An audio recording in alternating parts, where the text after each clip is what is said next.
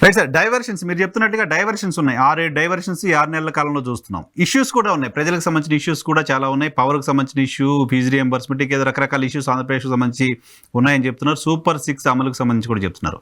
అయితే పవన్ కళ్యాణ్ గారు ఈ మధ్య పదే పదే ప్రభుత్వాన్ని ప్రశ్నిస్తూ ఉన్నారు. పవన్ ప్రశ్నలు మీకు ఏ రకంగా కనపడుతున్నాయి? కూటమి సర్కారుకు వ్యతిరేకంగా మాట్లాడుతున్న మాటలుగా కనపడుతున్నాయా, లేకపోతే కూటమి సర్కారు స్ట్రాటజీలో భాగంగానే ఆయన మాట్లాడుతున్నారు అనుకోవాలా?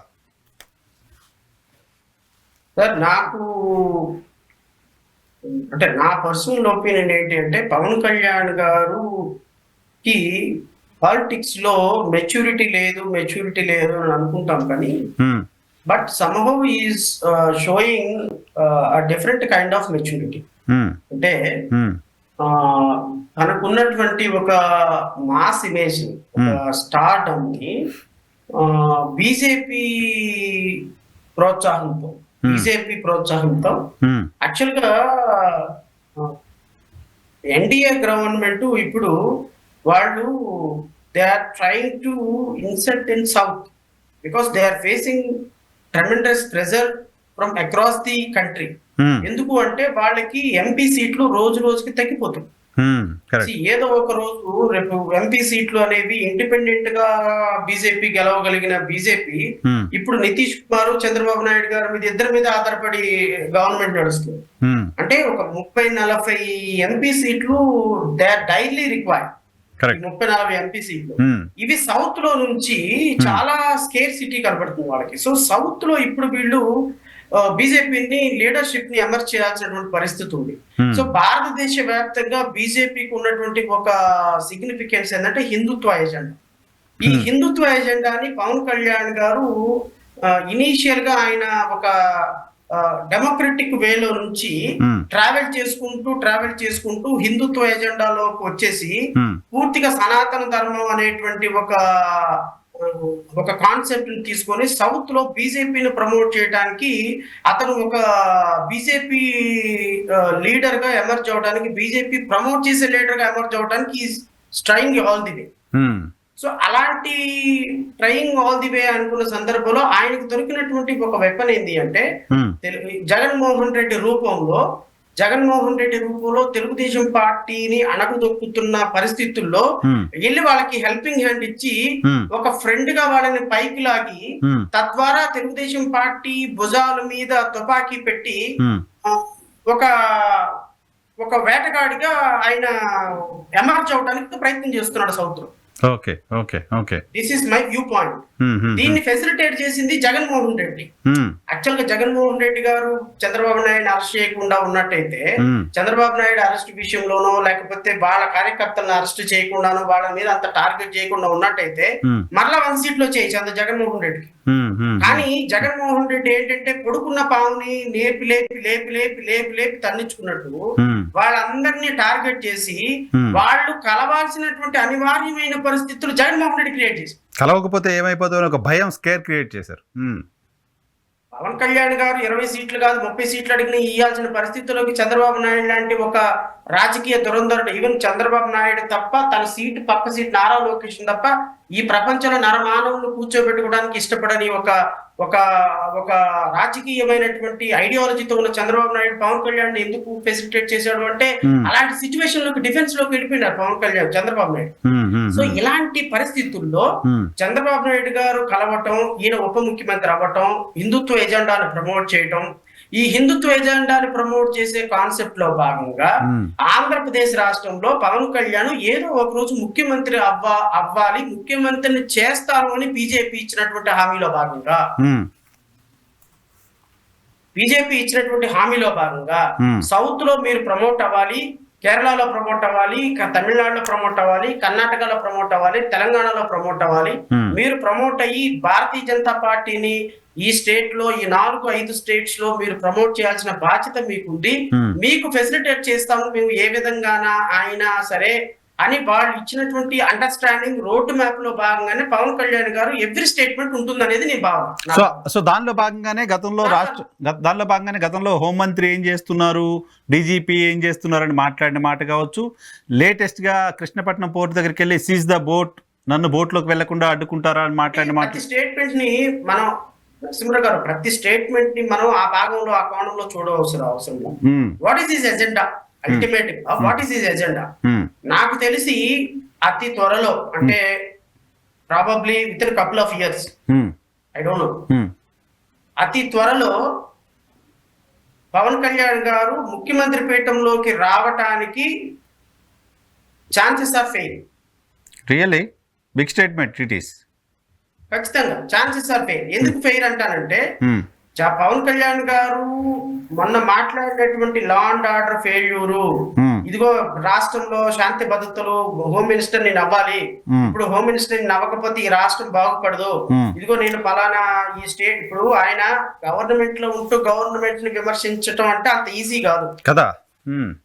He knows what is his powers. A deputy chief minister is not a constitutionally recognized post. He is also an MLA as a minister. Article 260 ప్రకారం ఆయన పవర్స్ ఏంటో ఆయనకు తెలుసు. ఆయన కూటమి ప్రభుత్వాన్ని ఇబ్బంది పెట్టాలి, మెల్లమెల్లగా ఈ రాష్ట్రంలో తెలుగుదేశం పార్టీ ఇప్పుడు law and order for example ఇంకో 20 మంది 30 మంది అమ్మాయిలు మీద దాడులు జరిగో లేకపోతే బ్రూటల్ ఇన్సిడెంట్ జరిగింది అనుకోండి, అది ఒక్కటి సాగు చాలు. ఇదిగో తెలుగుదేశం ప్రభుత్వం హయాంలో ఆయన ముఖ్యమంత్రిగా ఇదిగో చూడండి దాడులు ఆగటం లేదు, స్మగ్లింగ్ ఆగటం లేదు, లా అండ్ ఆర్డర్ కంట్రోల్ లో రావటం లేదు, పోస్టులు ఇంకా పెడుతున్నారు, అది జరుగుతుంది ఇది జరుగుతుంది.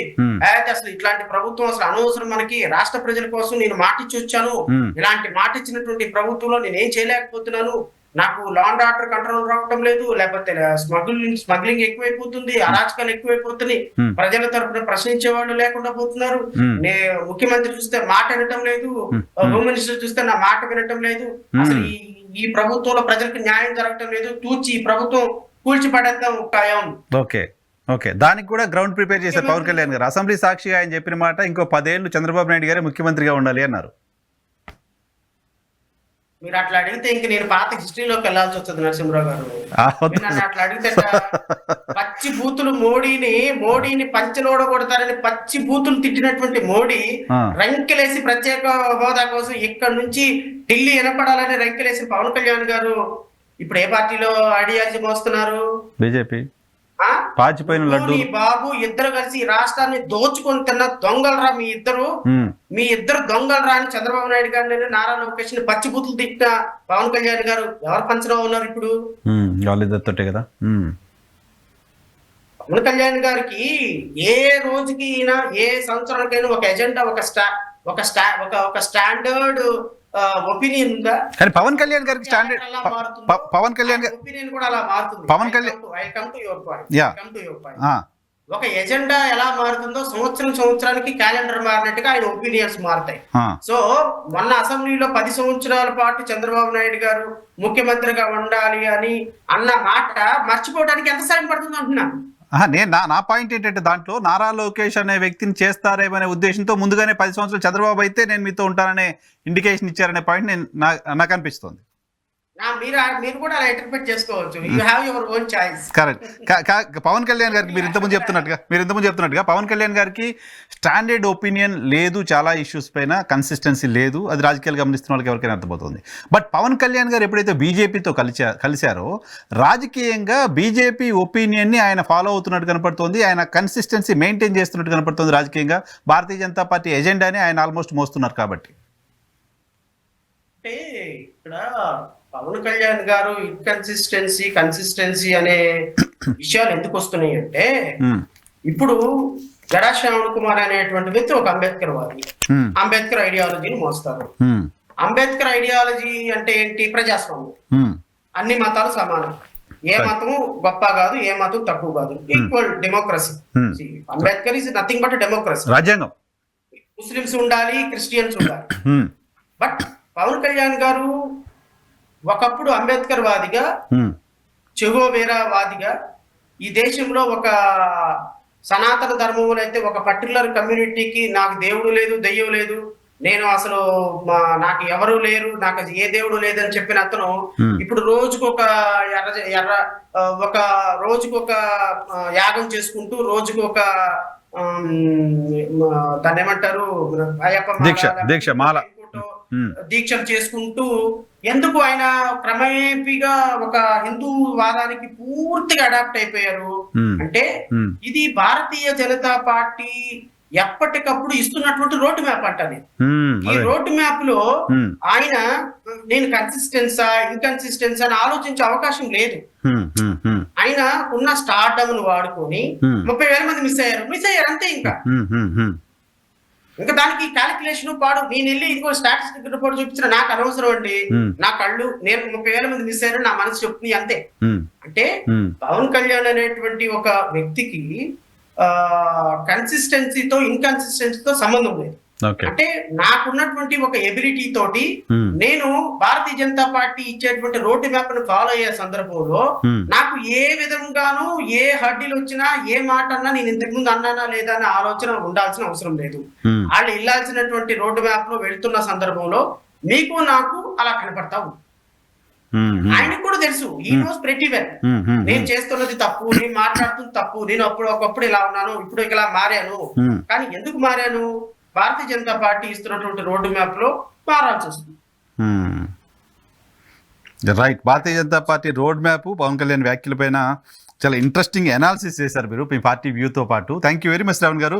మళ్ళీ తొందరలో కూర్చుందాం డీటెయిల్గా పొలిటికల్ ఇష్యూస్ పైన. ఈరోజు మీ కేసెస్, తర్వాత ఆంధ్రప్రదేశ్లో భూములు, ఎస్ఐన్ భూముల దోపిడీ, ప్రభుత్వ భూములకి రక్షణ లేకపోవడం, వీటిపైన ఎక్కువ మాట్లాడడం, నిజానికి సొసైటీకి ఎక్కువ ఉపయోగపడే కంటెంట్ ఈరోజు మాట్లాడడం. Thank you very much Shravan గారు మా కోసం సమయం కేటాయించడానికి. ఇది శ్రావణ్ గారితో స్పెషల్ రియాలిటీ చెక్. రేపటి షోలో మళ్ళీ కలుద్దాం. చూస్తూనే ఉండండి.